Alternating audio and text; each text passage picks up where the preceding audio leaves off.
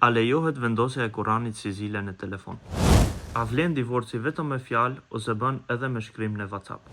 A lejohet prerja e thojve natën? Assalamu alaikum. Aleikum salam wa rahmatullah. A lejohet vendosja e Kuranit si zile në telefon? Jo, nuk lejohet për shkak se gjatë ramjes së telefonit ose zilja e telefonit të gjen në pozicione të lloj-llojshme. A lejohet falja e namazit në kish në rast të nevoje? Po, lejohet, me kusht është që mos të falemi në drejtim të ndonjë kryqit. Domethënë, ajo duhet mbulohet edhe në të njëjtën mundësi të jetë vendi i pastër.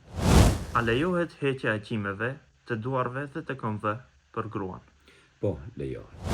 Cili është gjykimi për gruan që martohet duke qenë në iddet? Iddet është faza e shkurorzimit dhe nuk ka të drejtë që të martohet në këtë kohë. Edhe në këtë rast martesa është e pavlefshme. A lejohet hedhja e dheut direkt mbi trupin e të vdekurit? Jo, nuk lejohet për shkak të respektit ndaj fytyrës apo trupit të personit i cili ka qenë gjallë deri përpara çastësh mesin tonë. A lejohet lexim nga mushafi gjatë namazit?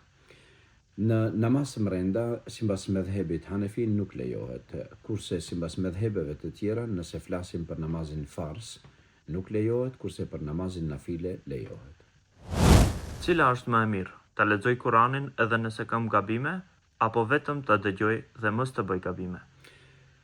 Më mira është ta lexosh Kur'anin edhe nëse gabosh, por me kusht që të tentosh ta mësosh. E pejgamberi sallallahu ka thënë, kush prej juve bën gabime në Kur'an apo mbetet dhe thot të në të, ai ka nga dishpërblimi për çdo shkronjë që e lexon.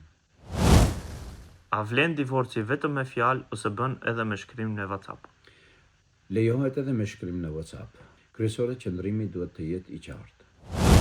Cilat janë shenjat e kënaqësisë së Allahut ndaj robit?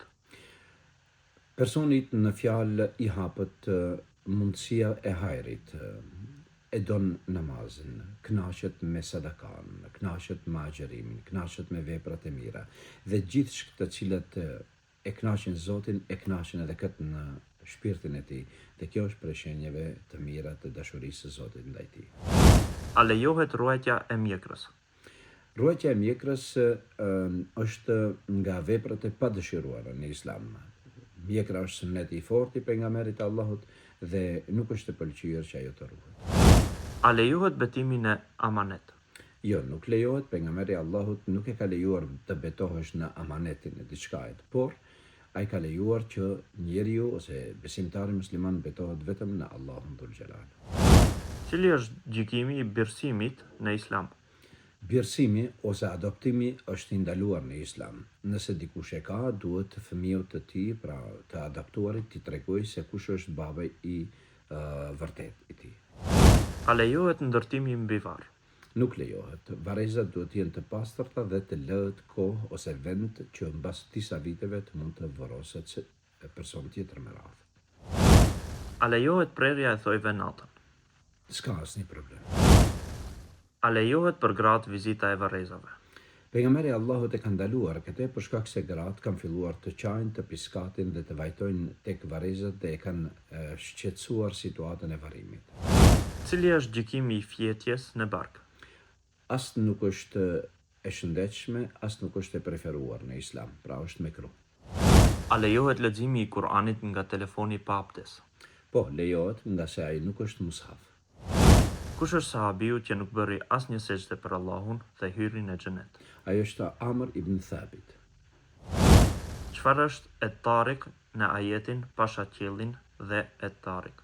Është një yll në qiell, të cilit i thuhet edhe ylli depërtues, en-Najm ath-Thaqib. Cili është emri i fshatit të popullit të Lutit? Ai quhet fshati Sadom ose Sadoma. Cili është profeti që foli në gjep? Ai është Isa a.s. Cila sure fillon me tasbih dhe mbaron me tasbih? Është suratul Hashr. Në cilën sure përmendet Dhul-Qarnaini? Është në suratul Kahf. Cili është sahabiu për vdekjen e të cilit u trondit arshi i mëshiruesit? Është Sa'd ibn Muadhi radhiyallahu anhu. Ju faleminderit Wassalamu alaikum. Ju falenderoj juve. Aleikum assalam wa rahmatullah.